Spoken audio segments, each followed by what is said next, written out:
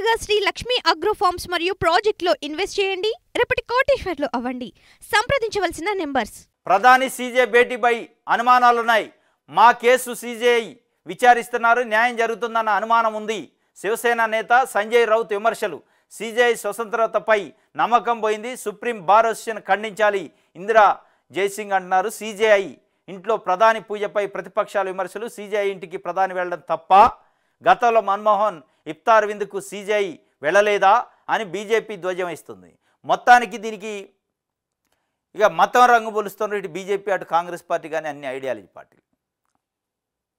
Supreme court chief justice ఇంట్లో వినాయక చవితి వేడుకలకి ప్రధానమంత్రి హోదాలో ప్రధానమంత్రిని ఆహ్వానించిండు. ఆయన ప్రధానమంత్రి వెళ్ళిండు. అంటే సుప్రీంకోర్టు జడ్జీలు, సుప్రీంకోర్టు చీఫ్ జస్టిస్ కానీ హైకోర్టు జడ్జీలకు కొన్ని ప్రోటోకాల్ ఉంటాయి. ప్రైవేటుగా కార్యక్రమాలలో పాల్గొనడం, ఎవరంటే ఎక్కడికంటే అక్కడ పోయేది ఉండదు. వాళ్ళు కూడా ఎవరినంటే ఎవరిని ఇళ్ళకు పిలిచి ప్రైవేట్ కార్యక్రమాల్లో పార్టిసిపేట్ చేయించే అవకాశం ఉండదు. అట్లాంటిది ఒక రాజకీయ పార్టీ నాయకుడు ప్రధానమంత్రి హోదా అయినప్పటికీ బీజేపీ పార్టీ నాయకుడు కాబట్టి ఆయన ఎట్లా ఆహ్వానిస్తారు అని చెప్పి తీవ్రంగా ఖండిస్తున్నాయి అన్ని ప్రతిపక్ష పార్టీలు. ఇది ఒక రకంగా న్యాయ వ్యవస్థలో ఇట్లాంటివి జరిగినప్పుడు ఇప్పుడు బీజేపీ పార్టీ ఏమంటుందంటే, మన్మోహన్ సింగ్ ప్రధానమంత్రిగా ఉన్నప్పుడు మన్మోహన్ సింగ్ ఇంటికి సీజేఐ ఎట్లా వచ్చిండు ఇఫ్తార్ విందుకి అని చెప్పి ఆ రోజు.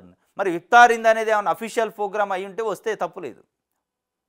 ఇది కూడా అఫీషియల్ ప్రోగ్రామ్ అయి ఉంటే వచ్చేది తప్పులేదు. గవర్నమెంట్ ఆధ్వర్యంలో నడిచే ప్రోగ్రాం అది. ఆయన వ్యక్తిగత కార్యక్రమం. సీజేఐ చంద్రచూడ్ గారు ఆయన ఇంట్లో పెట్టుకున్న వినాయకుడి విగ్రహానికి సంబంధించిన పూజ. అది గవర్నమెంట్ ప్రోగ్రాం కాదు. ఇఫ్తార్ విందు అనేది జనరల్గా గవర్నమెంటే నిర్వహిస్తుంది ప్రతి ఇయర్. అట్లాంటి దానికి అందరూ వస్తారు, జడ్జీలు వస్తారు, అడ్వకేట్లు వస్తారు, ఆఫీసర్లు వస్తారు, రకరకాలుగా వస్తారు. దానికి లింక్ పెట్టే కార్యక్రమం బీజేపీ చేస్తుంది.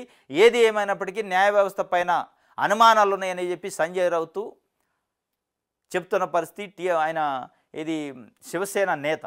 మా కేసులు ఆయన దగ్గర విచారణలు ఉన్నాయి, కానీ అక్కడ న్యాయం జరిగిద్దని మాకు అనుమానాలు ఉన్నాయి, జరిగిద్దా లేదా అని చెప్పి అనుమానం వ్యక్తం చేస్తుంటూ చంద్రచూడ్ లాంటి జడ్జి ఇట్లాంటి ఆరోపణలకి ఎదుర్కోవడం దురదృష్టం.